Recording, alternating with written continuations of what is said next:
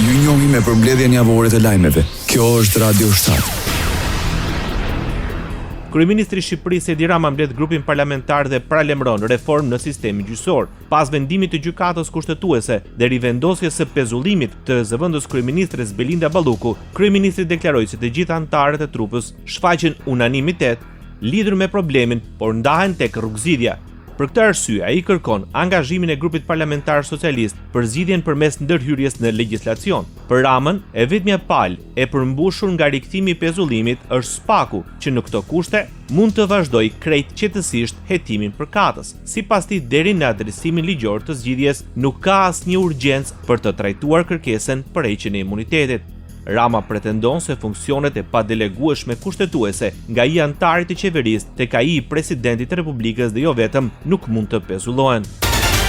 Pas paralajmërimit të kryeministrit Edi Rama për reformë në sistemin e drejtësisë përmes ndryshimeve ligjore, reagoi dhe kryetari i Partisë Demokratike. Në një konferencë përshtyp nga Selia Blu, Sali Berisha deklaroi se kryeministri Edi Rama është i gatshëm të heqë dorë nga procesi i integrimit vetëm të mos të miratojë heqjen e imunitetit të zëvendës kryeministres Belinda Balluku.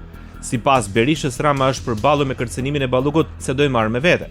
U betohet shqiptarëve për kokën e Belindës e Lubis se Shqipërinë e jap, Lubin nuk e jap. Se integrimin e jap, Lubin nuk e jap, se është vetja e tij. Vetja e tij, Isa, se po të mos ishte vetja e tij, Lubia kish marrë fund 5 herë gjerë tani.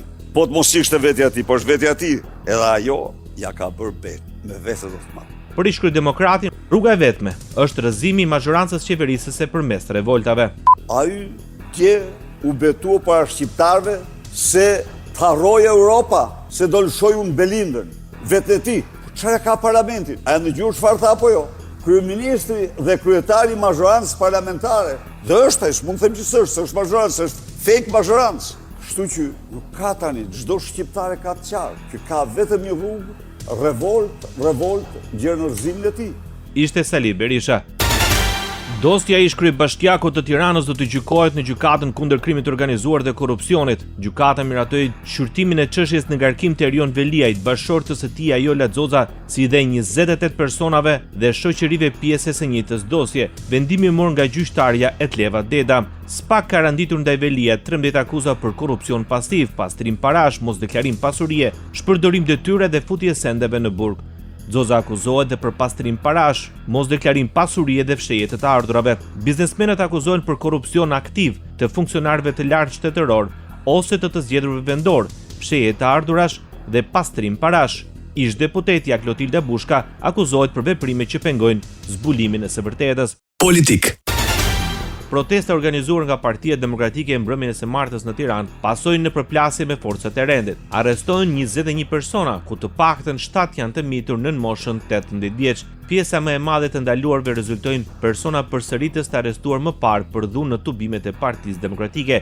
Gjatë protestës u hodhën flakadan, shishe molotov, fishek zjarr dhe gur në drejtim të forcave të policisë, si dhe ndaj godinës së kryeministrisë dhe kuvendit. Si pasojë e përplasjeve, mbi 30 persona u shoqëruan në komisariat për verifikime. 2 efektiv policie mësohet se kanë pësuar djegje të rënda gjatë ndërhyrjes për shpërndarjen e turmës. Njëri prej tyre ndodhet në gjendje më serioze dhe rrezikon të nënshtrohet ndërhyrjes kirurgjikale. Policia ka nisur hetimet për identifikimin e personave të tjerë të përfshirë. Ndërkohë në hetim janë vënë 5 anëtar të Partisë Demokratike, sekretari organizativ Ervin Minarolli dhe 4 deputet, Belin Këlliçi, Flamur Noka, Klevis Balliu dhe Luciano Boçi.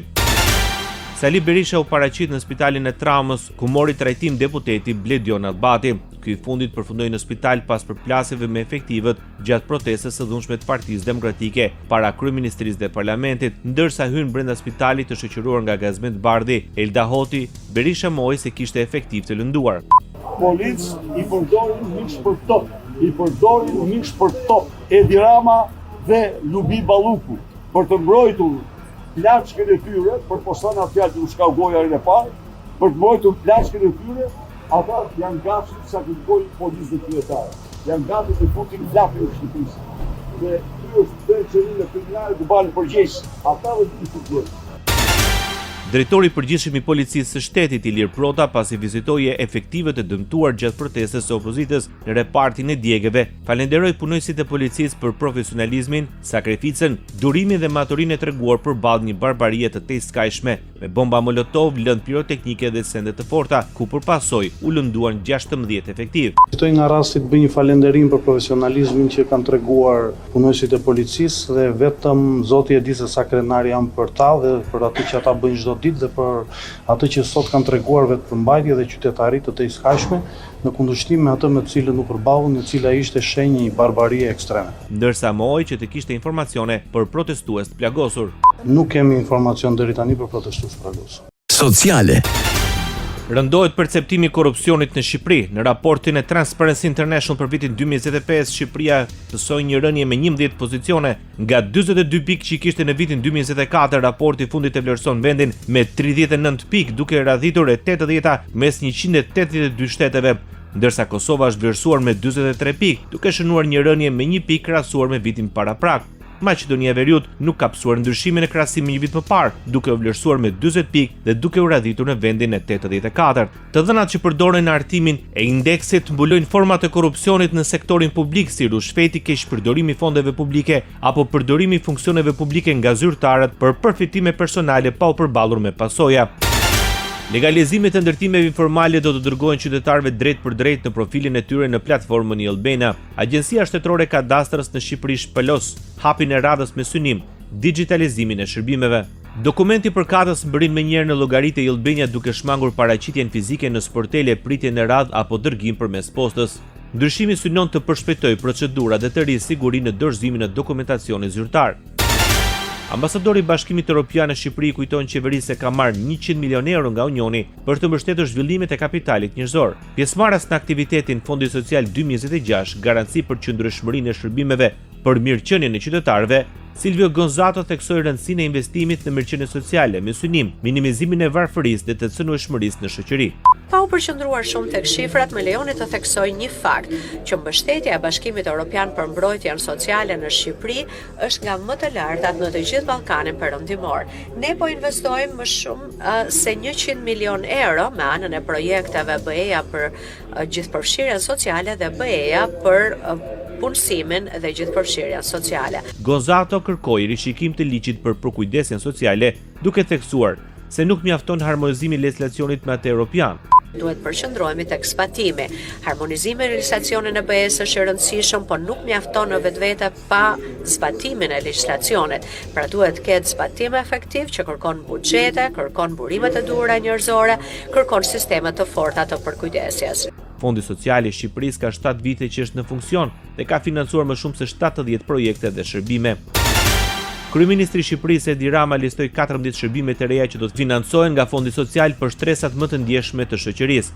Përfitues janë fëmijët dhe nënat në nevojë, për fëmijë dhe të rritur me aftësi ndryshe, për të moshuarit, gratë dhe vajzat viktima të dhunës, si dhe për fëmijët pa kujdes prindëror.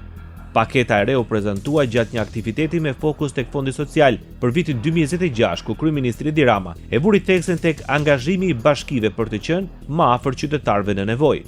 Duhen gjetur mekanizmat e financimit bashkarisht me pushtetin vendor, por në këtë pikë pushteti vendor është kyç dhe kryetarët e bashkive janë absolutisht aktorët kryesor për të arritur që të përcjellin sensin e kësaj qasje dhe për të arritur që të bëjnë punën e nevojshme bindse për familjet të cilat mund të bashkohen në këtë qasje dhe të cilave duhet t'ju dedikojmë një fond të veçantë. Radio 7, zëri pozitiv i qytetit.